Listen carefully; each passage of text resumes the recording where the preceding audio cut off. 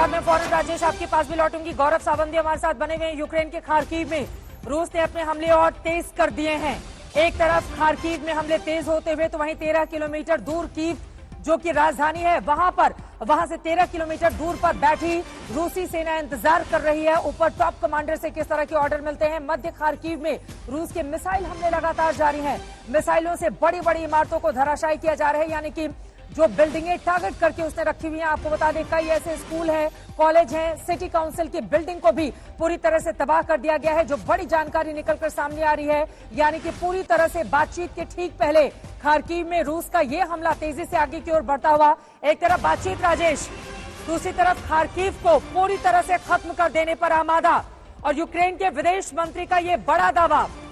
Ukraine के विदेश मंत्री ने कहा है 19 देश यूक्रेन को सप्लाई कर रहे हैं हथियार।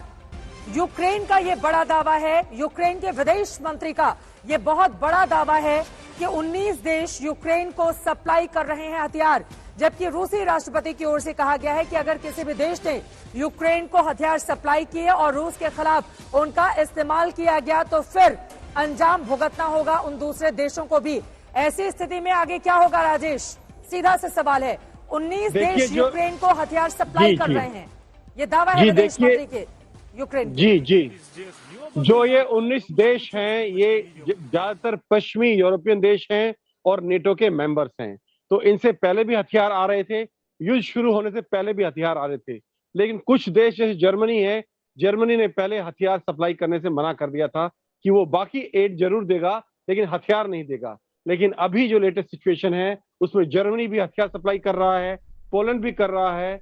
तो ये सारे देश जो हैं हथियार सप्लाई कर रहे हैं। लेकिन हवाई जहाजों को छोड़ दें तो आप इस तरफ ध्यान दें कि ज्यादातर हथियार वो हैं जो आम सिविलियन भी यूज कर सकते हैं और उनका जो इस्तेमाल है गुरिल्ला वॉरफेयर के यूज हो सकता है। उनके लिए ज्यादा ट्रेनिंग की जरूरत नहीं है। ऐसे हथियार ज्यादा अब दिए जा रहे हैं जो इस तरफ इशारा करते हैं कि उन्हें कहीं ना कहीं ये लगता है कि यूक्रेनियन फौज किसी न किसी स्टेज पर जाकर घुटने टेक देगी या हार जाएगी और तब जो ये सिविलियंस हैं ये हथियार उनके काम आएंगे और जो गुरिल्ला वॉरफेयर जिसकी हम उम्मीद कर रहे हैं वो आगे वो चला पाएंगे। Over to you. सीधे गौरव सावंत का रुख करेंगे। गौरव, आप भी पल पल की जानकारी हम तक पहुंचाते हुए गौरव के पास हम चलेंगे, लेकिन उसके पहले राजेश एक बार फिर से आपका रुख करते हुए, आपने चूंकि आप इस बात का जिक्र किया है तमाम ऐसे बॉर्डर एरियाज हैं जहां पर रूसी सैनिकों की भारी तादाद में तैनाती है। ऐसे में 19 देशों से अगर ये हथियार आ भी रहे हैं तो कीव के आम नागरिकों तक जो यूक्रेनी लोग हैं वहां तक कैसे पहुंचेंगे, इसको लेकर किस तरह की स्ट्रैटेजी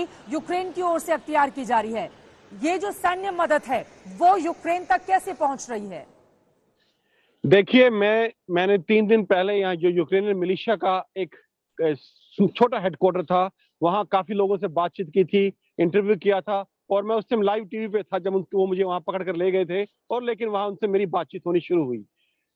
जो मुझे उनसे खबर मिली है कि लगभग 30,000 ऑटोमेटिक राइफल्स 30,000 सिविलियन लोगों में ऑलरेडी बांटी जा चुकी हैं।